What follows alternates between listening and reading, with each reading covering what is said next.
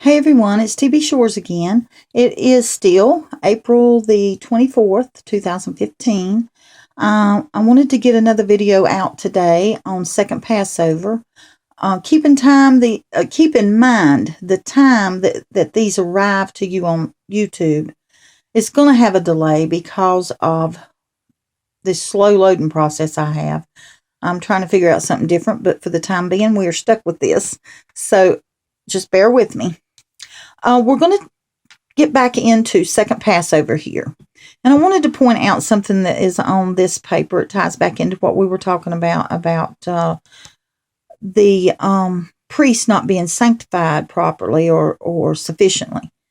But here, I just wanted to show, it says, when the Holy Temple stood in Jerusalem, all those who were capable of offering the Passover lamb in its proper time. Wait a minute. All those who weren't capable of offering the Passover lamb in its proper time on the 14th of Nisan. And this is the part I want to bring to your attention. A lot of people think it was because they were not able to be there. They were too far away and they needed more time or whatever. And very seldom do we hear it mentioned about the impurity, but it was about not being able to participate in first Passover due to impurity or distance. It says they would offer. They would offer the Passover lamb exactly 1 month later on the 14th of Iyar. Well, the 14th of Iyar, I don't have my calendar right in front of me, but it falls on, if I'm not mistaken, May the 3rd. That would be what I'm understanding to be when Second Passover begins. But now, don't forget, we have to keep in mind that man has messed up the calendar count as compared to how God counts on his calendar. So I'm not sure that we can pinpoint this as to a certain time frame, but we can know the season. Just as God has told many of us, Passover is the season for the bride. It's the season for Christ to come. And the reason that the Lord, I believe, has led me to this second Passover is, there were many in the bride who were getting discouraged. I had a little despair myself, but God brought me out of it in a hurry, especially when he took me to Second Chronicles, and I started seeing what the Lord had to say about the second Passover and what all was taking place in the scriptures during that time, what surrounded the second Passover. And I'm going to get into that now, I believe. I'll at least get started in it. But I wanted to read this to you first. It's written so small that I'm not going to be able to just let you follow it here, but I'm going to read it to you. And it says, the Bible's only recorded observance of Second Passover occurs in 2 Chronicles 29 and 30. And so that right there tells you that when God led me to this, it was not something that is taking place in several places in the Bible and I just happened there. There's a specific reason, because this is the only recorded observance of Second Passover. And there's a lot of details within this.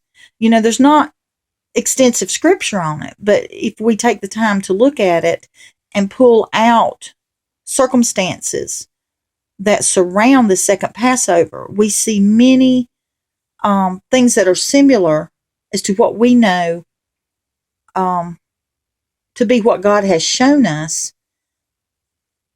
will be the time, what is taking place in the time of the bride. So what I want to point out here is this is the only time second Passover is observed. So this will establish the pattern. I want you to listen to this. Now, someone wrote this, but I found it quite interesting, and it's very true. So just kind of take in the words that that they put out here. It says, so this will establish, it being the only observance of Second Passover, this will establish the pattern we should expect to see one day prophetically fulfilling with respect to this holy day. It goes on to say God's first Passover has long been forgotten by Israel. Well, when we look at the first Passover, and that was when they put the blood on the doorpost, we can definitely see how that first Passover and what it represented is not something that we see playing out in the way that Passover is, how would you say, remembered today, and how the tradition is played out. But the first Passover, we know, was all about, and see, that ties right back into the time of the bride and what will be taking place. The first Passover was all about the sacrificing of the lamb and how the blood was their covering. The blood was their protection from the, I'm trying to think of the best word, from the, well, it was death that was coming, but and the scriptures refer to it as a destroyer. I think it's in Exodus chapter 12. But the blood was what kept them from having to be victim of, for them experiencing firsthand the devastation of what the destroyer brought, which was death. And if we look at that in comparison as to, the timeline the Lord gave me, where we see that great earth shaking, of course, we know that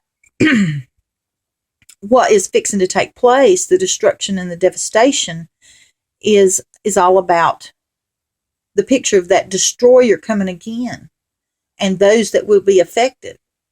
And those that are not covered in the blood of the sacrificial lamb, they are going to experience firsthand the destruction and the devastation that is soon coming, and it's not far away.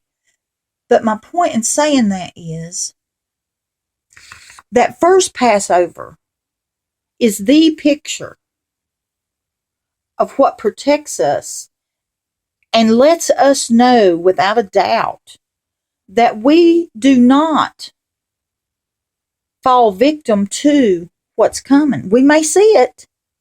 It may be all around us, and I think that Psalm 91 gives us a better understanding of that. It may be all around us, but we ourselves do not fall victim to it.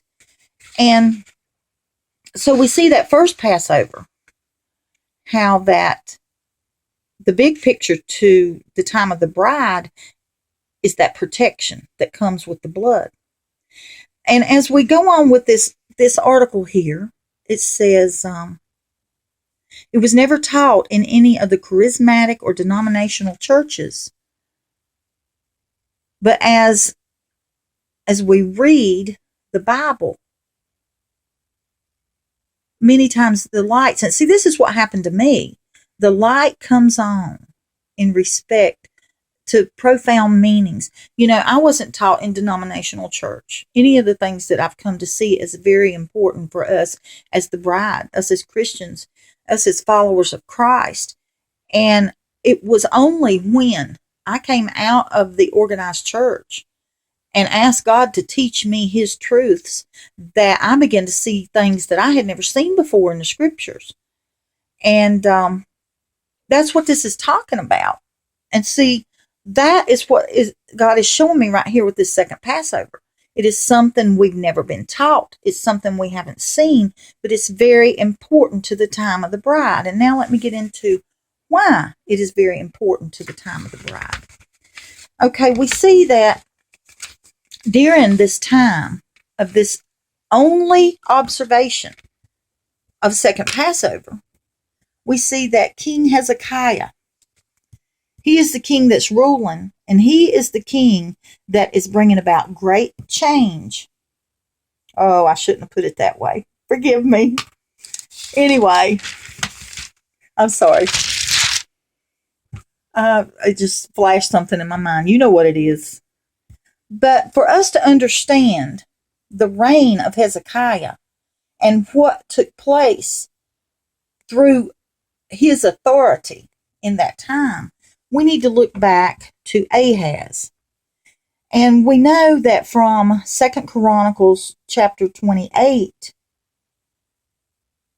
and verse 7, 26 and 27, it tells us about the death of Ahaz and the ascension of Hezekiah. And we also see that in 2 Kings.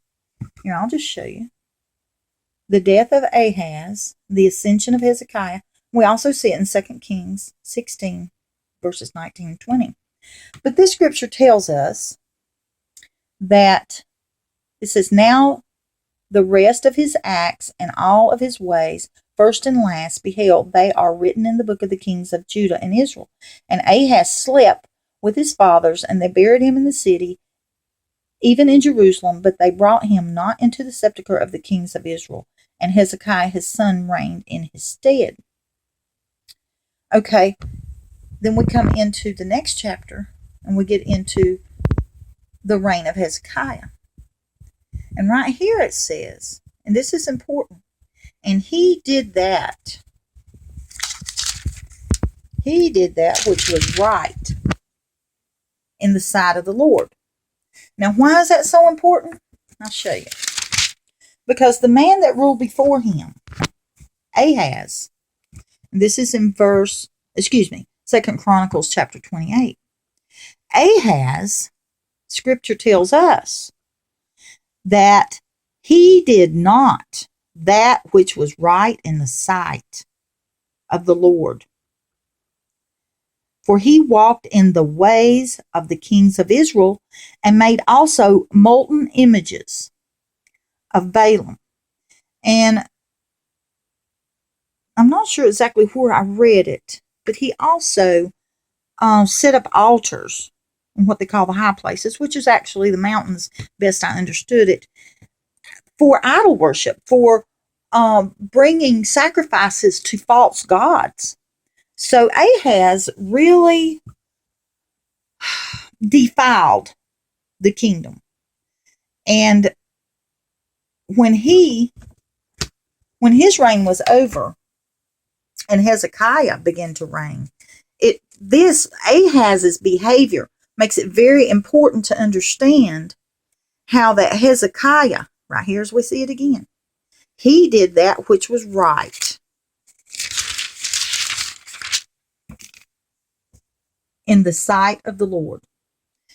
And I'm going to cut this off, and we'll pick up on what Hezekiah did in his time and how that gives us a picture of the time that we're in now. And I'll be back with another video as soon as I can. Love y'all. Bye-bye.